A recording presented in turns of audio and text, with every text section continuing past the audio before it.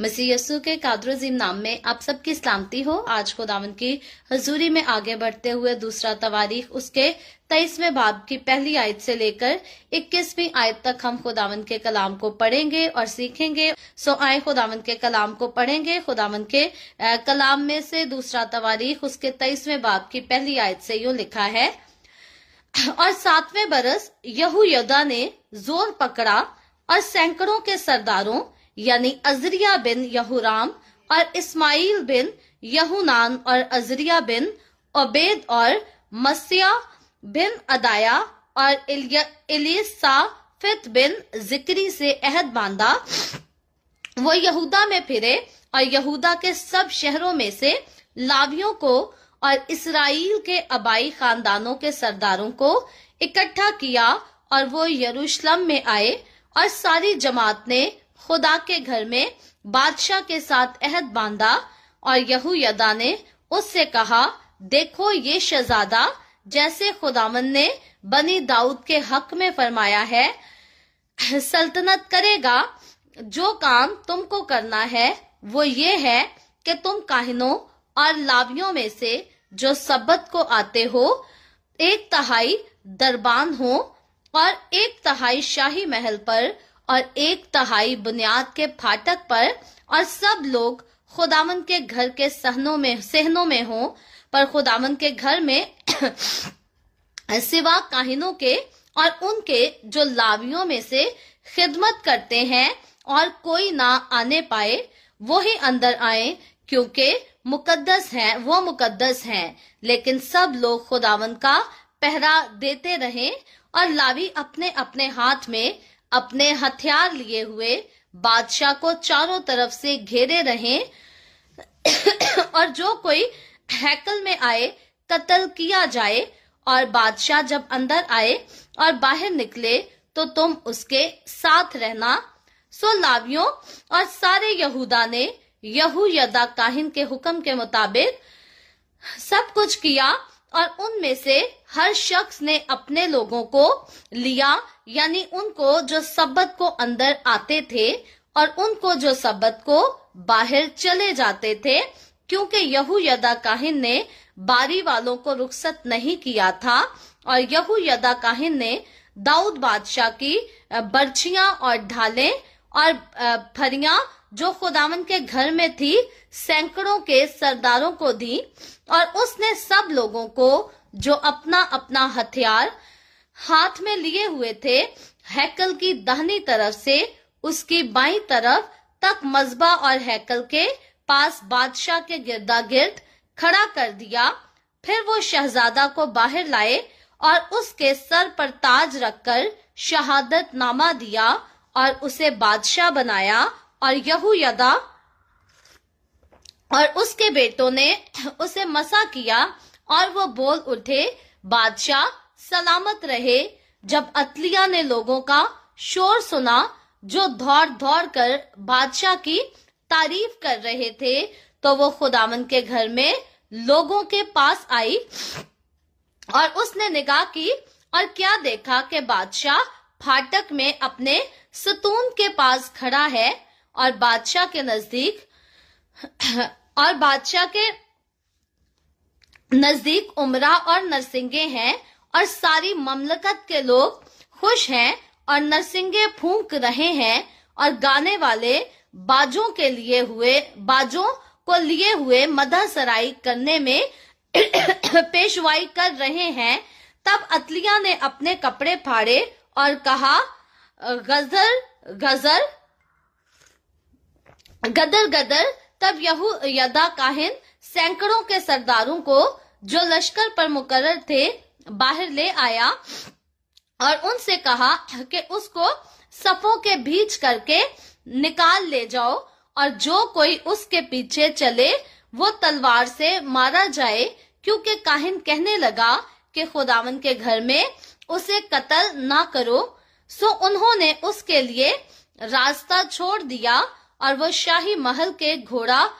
फाटक के मदखल को गई, और वहां उन्होंने उसे कत्ल किया। फिर यहूयदा ने अपने और सब लोगों और बादशाह के दरमियान अहद बांधा कि वो खुदावन के लोग हों। तब सब लोग बाल के मंदिर को गए और उसे ढाया और उन्होंने उसके मजबों और उसकी मूर्तों को चकनाचूर किया और बाल के पुजारी मतान को मजबों के सामने कत्ल किया। और यहोयदा ने खुदावन की हैकल की खिदमत लावी काहिनों के हाथ में सौंपी, जिनको दाऊद ने खुदावन की हैकल में अलग अलग ठहराया था कि खुदावन की सोख्तनी कुर्बानियां जैसा मूसा की तौरात में लिखा है, खुशी मनाते हुए और गाते हुए दाऊद के दस्तूर के मुताबिक गुजराने। और उसने खुदावन की हैकल के फाटकों पर दरबानों को बिठाया ताकि जो कोई किसी तरह से नापाक हो अंदर आने ना पाए। और उसने सैकड़ों के सरदारों और उमरा और कौम के हाकिमों और मुल्क के सब लोगों को साथ लिया और बादशाह को खुदावन की हैकल से ले आया। और वो ऊपर के फाटक से शाही महल में आए और बादशाह को तख्ते सल्तनत पर बैठाया। सो मुल्क के सब लोगों ने खुशी मनाई और शहर में अमन हुआ और उन्होंने अतलिया को तलवार से कत्ल कर दिया। खुदावन के पाक कलाम पढ़े और सुने जाने पर खुदावन की बरकत हो। खुदावन का शुक्र हो मेरे अजीजों। खुदावन के कलाम में से दूसरे तवारीख की किताब उसके 23वें बाब की पहली आयत से लेकर आखिरी आयत तक हमने खुदावन के कलाम को पढ़ा है। और हम देखते हैं कि इससे पहले हमने खुदावन के कलाम में से जब 22वें चैप्टर को सीखा था, 22वें चैप्टर को लास्ट वीक बल्कि हमने परसों पढ़ा था, तो हमने देखा था कि किस तरह से दुश्मन जो है वो यहूराम के बेटों और बीवियों को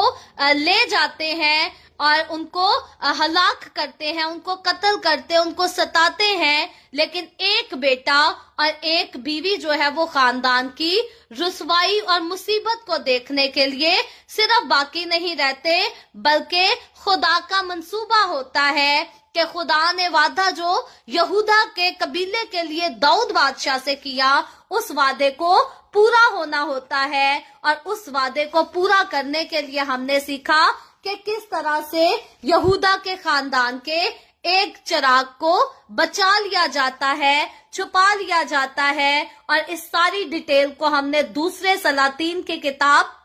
उसके 11वें चैप्टर में भी सीखा था। और हमने यहाँ सीखा कि अख्जिया जो है वो भी शर्मिंदगी का और रुसवाई का बाइस होता है, क्योंकि वो अखियब के खानदान की राह पर चला होता है। अख्जिया की शादी भी अखियब के खानदान में होती है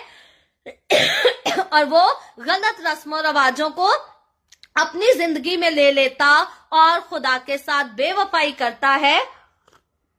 बुत परस्ती करता और खुदा को नाराज करता है। और इसीलिए हमने देखा, क्योंकि खुदा ने कहा था कि इस्राएल के खुदा के अलावा और कोई खुदा नहीं है, और इस्राएल के खुदा के अलावा अगर कोई किसी दूसरे को पूजता है तो वो खुदा के साथ शिर्क करता है, और इसको रूहानी जिनाकारी भी कहा जाता है। खुदा ने फरमाया कि इस्राएल का खुदा सुन, ए इस्राएल, तेरा खुदा जो है एक ही खुदा है, और वो खुदा जो है याद रहे कि खुदाए सालूस खुदा है। कई बार गैर कौमें जो है इस बात को मिसअंडरस्टैंड करती हैं और कहती हैं कि बाप, बेटे, रूहुल कुद्दस को जो है क्रिश्चियन लोग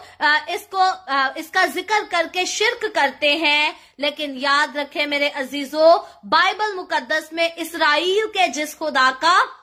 जिक्र किया गया है, पैदाइश की किताब जब उसके पहले चैप्टर की पहली आयत से ही पढ़े तो वहां पर इसकी हकीकी जो जुबान है, रियल लैंग्वेज जो है, उसमें एलोहीम का वर्ड यूज किया गया है खुदा के लिए। और एलोहीम का वर्ड जो है ये जमा को जाहिर करता है, जिसका मतलब एक से ज्यादा हस्तियों का जिक्र पाया जाता है। लेकिन एक से ज्यादा हस्तियां कौन है जो कि दुनिया की तख्लीक के टाइम मौजूद थी? वो हस्तियां जो हैं वो खुदा बाप, بیٹا اور روح القدس جو ہے یہ تینوں ایک ہی جگہ موجود تھی، اور ان کے اکٹھے ہونے ہی سے اس دنیا کا بنایا جانا ممکن ہوا۔ یہ دنیا تخلیق کی گئی، خدا نے اس دنیا کو بنایا۔ تو ہم دیکھتے ہیں کہ مقدس یوحنا کی معرفت لکھی گئی انجیل اس کے پہلے باب کے مطابق ہم دیکھتے ہیں کہ بتایا گیا ہے کہ خدا نے جب دنیا کو بنایا تو یسوع مسیح ہمیشہ سے خدا کے ساتھ تھا۔ دنیا کی تخلیق کے ٹائم پر یسوع مسیح وہاں پر موجود تھا، اور یسوع مسیح ہی کے وسیلہ سے دنیا کو بنایا گیا، دنیا کی تخلیق کی گئی۔ بلکہ میں سب کی رہنمائی کے لیے اس حوالے کو پڑھ ہی دیتی ہوں۔ جب ہم مقدس یوحنا کی معرفت لکھی گئی انجیل اس کے پہلے چیپٹر کی پہلی ورس سے اسے پڑھتے ہیں تو لکھا ہے، ابتدا میں کلام تھا اور کلام خدا کے ساتھ تھا۔ یہاں پر کلام کا ورڈ جو ہے اس کو یہ یسوع مسیح کے لیے یوز کیا گیا ہے، اور اسی لیے بائبل مقدس سے ہٹ کر جب ہم اسلامک ریلیجیس بک کا مطالعہ کریں جس کو قرآن مجید کہا جاتا ہے، تو اس میں بھی یسوع مسیح کے لیے جو ورڈ جو انٹروڈکشن یوز کیا گیا ہے اس میں بھی یسوع مسیح کے لیے کلمے کا ورڈ یوز کیا گیا ہے کہ یسوع مسیح کلمت اللہ ہے، خدا کا کلمہ ہے۔ اور یوحنا کی انجیل جو کہ قرآن مجید سے کئی سال پہلے لکھی گئی، اس میں پہلے بتایا گیا کہ ابتدا میں کلام تھا اور کلام خدا کے ساتھ تھا۔ اور یاد رکھے یوحنا رسول وہ شخص ہے جس نے اس انجیل کو لکھا، یہ وہ شخص ہے جس نے خداوند یسوع مسیح کے ساتھ اپنی زندگی کا وقت گزارا تھا، جس نے یسوع مسیح سے ان پرسن خدا کے کلام کو سیکھا تھا، جس نے یسوع مسیح کے وسیلہ سے باپ، بیٹے اور روح القدس ان تینوں ہستیوں کے بارے میں تعلیم پائی تھی اور مکمل تعلیم پائی تھی۔ یہ اسی یوحنا رسول کا بیان ہے کہ ابتدا میں کلام تھا اور کلام خدا کے ساتھ تھا اور کلام خدا تھا۔ سو اس ورڈ کو دھیان سے پڑھیں، دھیان سے سنیں، اس پر غور کریں کہ یوحنا رسول یہاں پر کلیئر بتاتا ہے کہ ابتدا میں کلام تھا اور کلام خدا کے ساتھ تھا، اور پھر کہتا ہے کلام خدا تھا، یعنی کہ خداوند یسوع مسیح بھی خدا ہی ہے، اور یسوع مسیح کو خدا ہونے سے کوئی انکار نہیں کر سکتا۔ جو انکار کرتے ہیں وہ گناہ کرتے ہیں، وہ خدا کی انسلٹ کرتے ہیں، خدا کے کلام کی انسلٹ کرتے ہیں، کیونکہ ہم دنیا کی دوسری کتابوں پر تو شک کر سکتے ہیں لیکن بائبل مقدس کسی قسم کے شک کے لائق کتاب نہیں ہے۔ بائبل مقدس میں جو کچھ لکھا ہے وہ ہمیشہ سے پورا ہوتا آیا ہے، آج بھی پورا ہو رہا ہے اور آئندہ آنے والے وقتوں میں یہ پورا ہوتا ہی رہے گا۔ اس لیے ہم دیکھتے ہیں کہ دنیا کے شروع سے لے کر آج تک یسوع مسیح موجود ہے اور آئندہ بھی یسوع مسیح موجود ہوگا، اور ہم دیکھتے ہیں کہ یسوع مسیح ہی کے لیے یہ لفظ استعمال کیا گیا، بلکہ یسوع مسیح خود اس بات کا اپنے زبان مبارک سے اقرار کرتے ہیں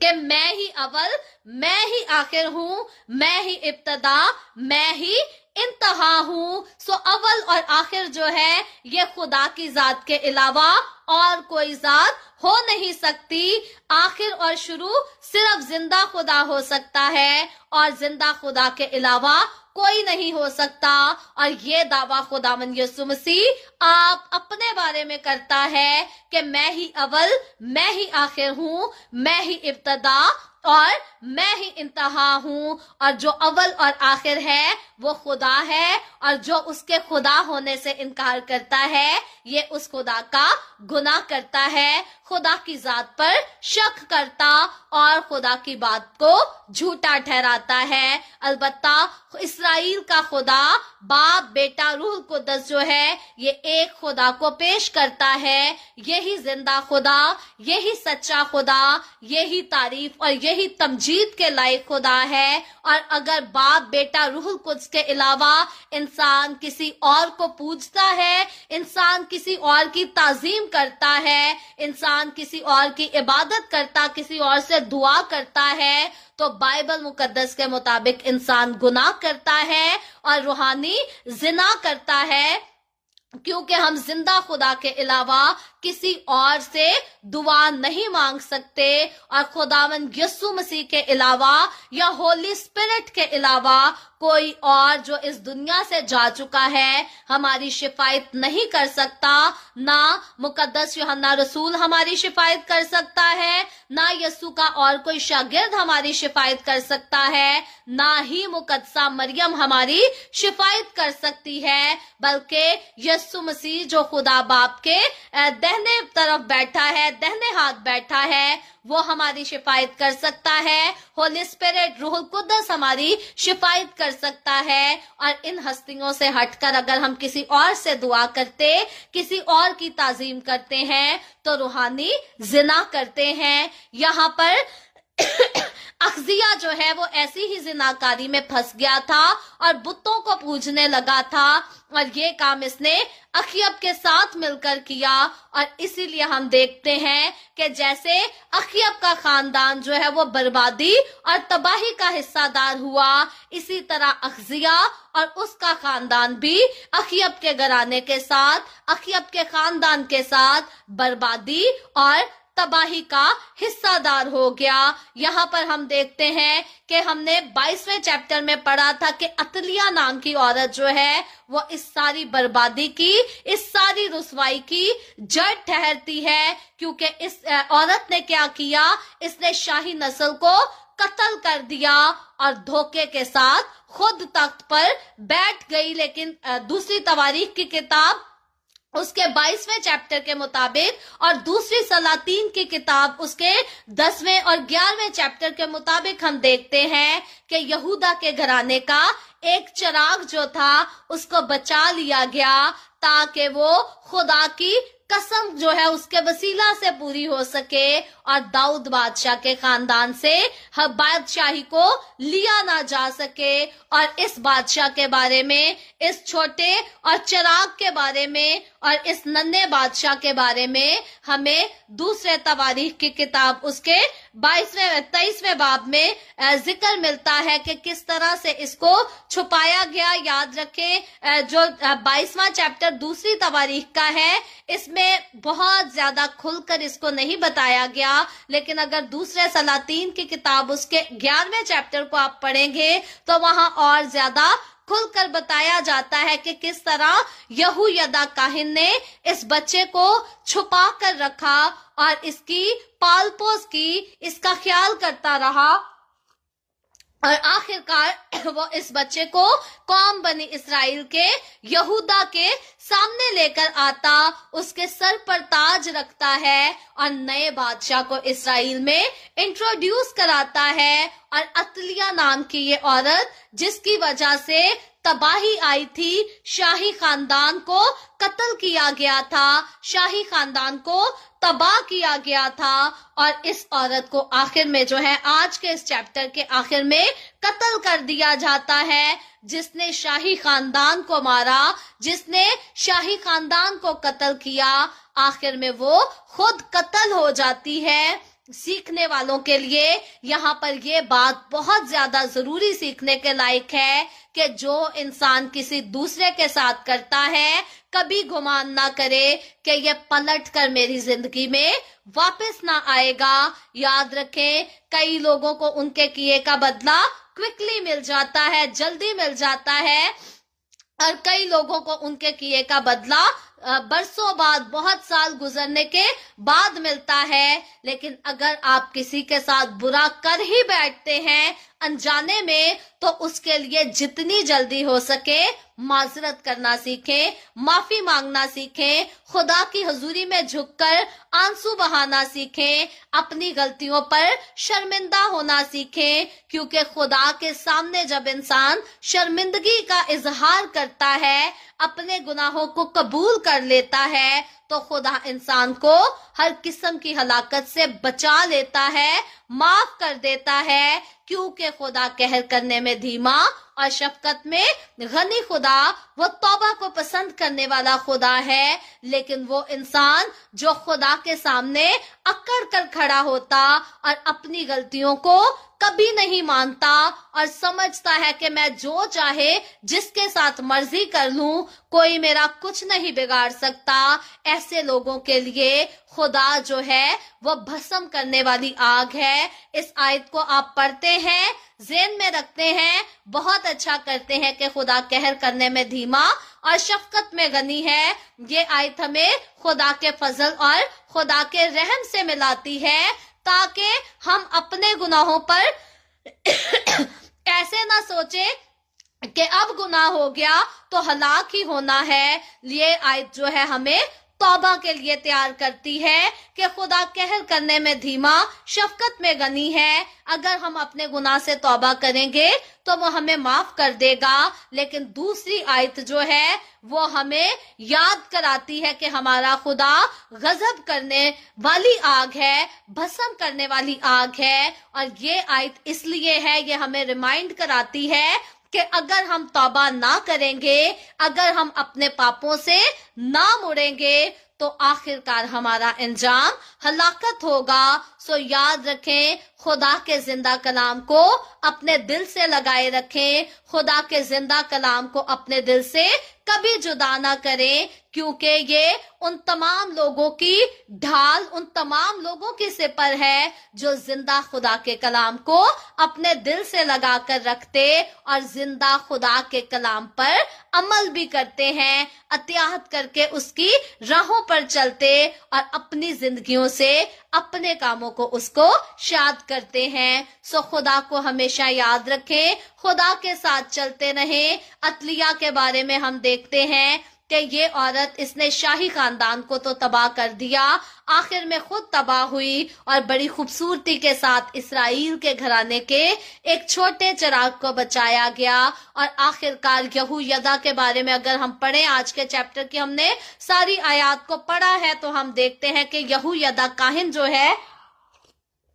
بڑی حکمت عملی کے ساتھ جو ہے یہ خدا کے گھر میں خدا کی عبادت کے طور طریقوں کو بڑی خوبصورتی کے ساتھ بحال کرتا ہے، کیونکہ اب یہودا کے قبیلے میں بھی بت پرستی عام ہو چکی تھی، اور یہ یہاں پر آ کر خدا کی عبادت کو، خدا کی پرستش کو عام کرتا ہے، خدا کے گھر کی پاکیزگی کو بحال کرتا ہے۔ جو جگہ کاہنوں کے جانے کے لیے ہے وہاں کاہن ہی جائیں گے، جو جگہ لاویوں کے جانے کے لیے ہے وہاں لاوی ہی جائیں گے۔ سو یہاں پر ہر چیز کو خدا کے مقررہ قانون کے تحت پھر سے فکس کر دیا جاتا ہے، ٹھیک کر دیا جاتا ہے۔ یہ ہے خدا کے پلان، خدا کے منصوبے پورے ہونے کا اجر۔ جب خدا کے پلان، جب خدا کے منصوبے ہماری زندگی میں پورے ہوتے ہیں تو یاد رکھیں کہ تمام طرح کی برائیوں کا خاتمہ ہوتا ہے اور پھر خداوند ہی کا نام ہماری زندگی میں عزت بھی پاتا ہے اور جلال بھی پاتا ہے۔ سو خداوند آج کے کلام کے وسیلہ سے مجھے اور آپ کو، ہم سب کو بہت